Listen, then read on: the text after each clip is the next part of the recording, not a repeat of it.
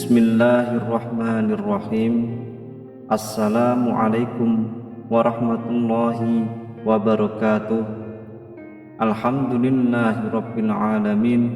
Wassalatu wassalamu ala sayyidina wa habibina Rasulillah Sayyidina Muhammad ibn Abdillah wa ala alihi wa sahbihi wa mawalah, amma ba'd.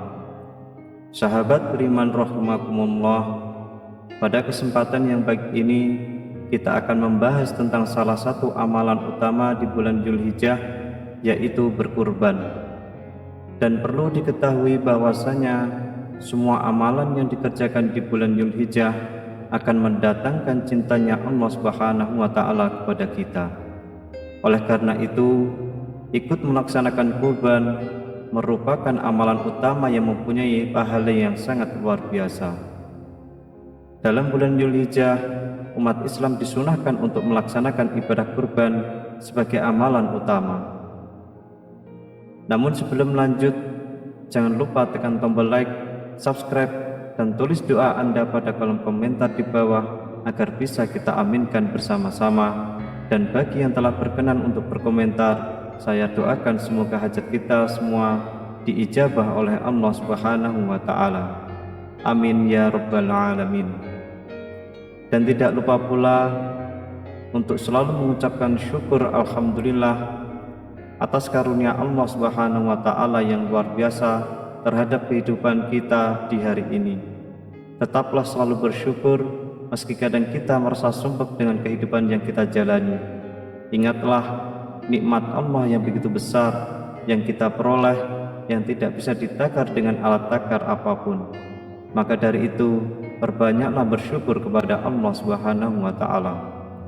Harapan dan doa saya semoga keberkahan selalu menyertai hidup Anda, dilapangkan rezekinya, disembuhkan sakitnya, dilunasi hutangnya, dicukupkan segala kebutuhannya, dilancarkan urusannya, dan selalu mendapat rahmat dan ridha Allah Subhanahu wa taala.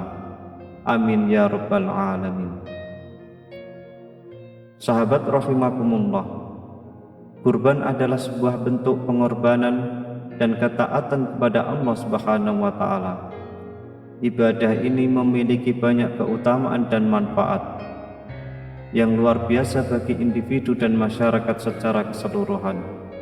Keutamaan pertama dari berkurban adalah mengikuti jejak para nabi dan rasul.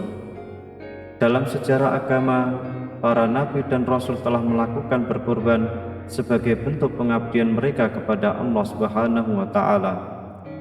Dengan berkorban, kita mengikuti teladan mereka yang mulia dan mendapatkan bagian dari keberkahan yang mereka peroleh. Keutamaan berkorban di bulan Dzulhijjah tidak bisa diremehkan. Rasulullah SAW bersabda, tidak ada amalan yang lebih dicintai Allah pada hari-hari yang telah ditentukan ini daripada mengorbankan hewan. Hewan-hewan itu datang pada hari kiamat dengan tanduk-tanduknya, bulu-bulunya, dan kuku-kukunya, dan sesungguhnya darah hewan-hewan itu sampai di sisi Allah sebelum jatuh ke tanah. Maka bertakbirlah kalian karena amalan ini. Selain itu, berkurban juga menjadi sarana untuk mengasah sikap kesederhanaan dan berbagi dengan sesama. Dalam berkurban, kita menyisihkan sebagian harta yang kita miliki untuk dipersembahkan kepada Allah Subhanahu wa taala dan untuk diberikan kepada orang-orang yang membutuhkan. Hal ini mengajarkan kita untuk menghargai rezeki yang diberikan Allah kepada kita dan untuk saling berbagi dengan sesama dalam semangat kepedulian sosial. Keutamaan berkurban juga terkait dengan peningkatan ketakwaan dan kesolehan kita sebagai individu. Melalui berkorban, kita mengorbankan binatang yang telah kita pelihara dan merawat dengan penuh kasih sayang. Hal ini melibatkan pengorbanan dan kesiapan untuk melepaskan sesuatu yang kita cintai demi ketaatan kepada Allah. Dalam proses ini kita memperkuat hubungan spiritual dengan Allah dan meningkatkan rasa takut dan takjub kepadanya. Berkurban juga bermanfaat spiritual yang mendalam. Dalam setiap tahap proses berkurban, dari memilih hewan yang layak, mensucikan diri hingga menyembelih dengan cara yang benar, kita ditekankan untuk memiliki kesabaran dan ketakwaan yang tinggi. Selain itu, berkurban juga mengajarkan kita tentang pentingnya mensyukuri nikmat Allah dan memperkuat ikatan kita dengannya. Selain itu, berkurban juga membawa keberkahan bagi individu dan keluarga. Allah menjanjikan ganjaran yang besar bagi mereka yang melaksanakan kurban dengan ikhlas dan tulus. Keberkahan ini bisa berupa peningkatan rezeki, kesehatan, dan keharmonisan keluarga. Dalam berkurban kita meyakini bahwa Allah akan membalas kebaikan kita dengan lebih baik lagi, dan ini merupakan anugerah yang tak ternilai. Dalil-dalil dalam Al-Quran dan hadis menjelaskan tentang keutamaan berkurban. Di antaranya adalah firman Allah dalam surat Al-Hajj ayat 37, sesungguhnya Allah menerima taubat hambanya dan menerima sedekah hambanya dan berkenan menerima hambanya yang berkurban. Juga hadis Nabi Muhammad SAW yang diriwayatkan oleh Imam Ahmad, tidaklah seorang mukmin menyembelih kurban melainkan mendekati Allah dengan penuh keikhlasan dalam hati, maka Allah menerima kurban itu darinya dan menjaganya dari kegagalan di hari kiamat. Dalam pelaksanaan ibadah kurban terdapat beberapa larangan yang perlu diperhatikan. Larangan ini ditetapkan untuk menjaga keabsahan dan kesempurnaan ibadah kurban yang dilakukan. Pertama adalah larangan berkurban bagi mereka yang belum mencapai usia balik. Hanya individu yang telah mencapai usia balik yang diwajibkan untuk melaksanakan ibadah kurban.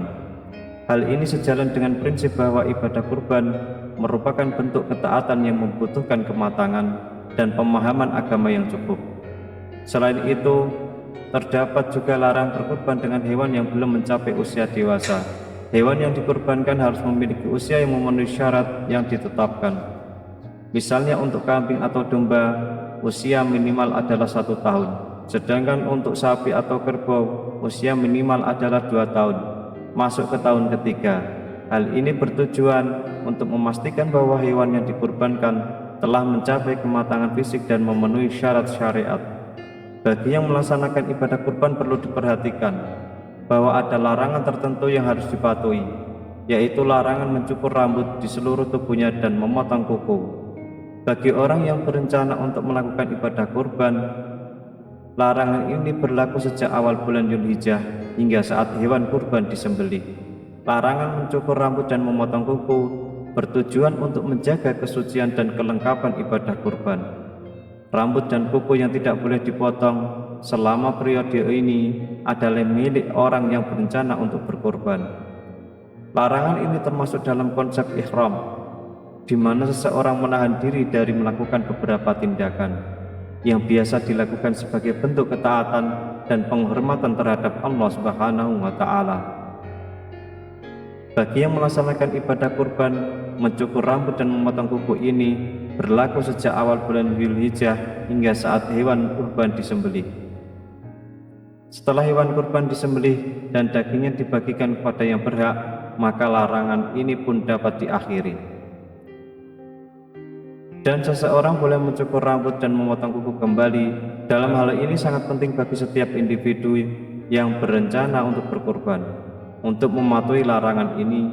Dengan menjaga kesucian dan kelengkapan ibadah kurban, kita menunjukkan kesungguhan, pengabdian, dan ketaatan kita kepada Allah Subhanahu wa Ta'ala. Selain itu, kita juga dapat merasakan nilai-nilai kesabaran, pengorbanan, dan ketaatan yang terkandung dalam ibadah kurban. Sebagai kesimpulan, berkorban sebagai amalan utama di bulan Dzulhijjah memiliki banyak keutamaan dan manfaat.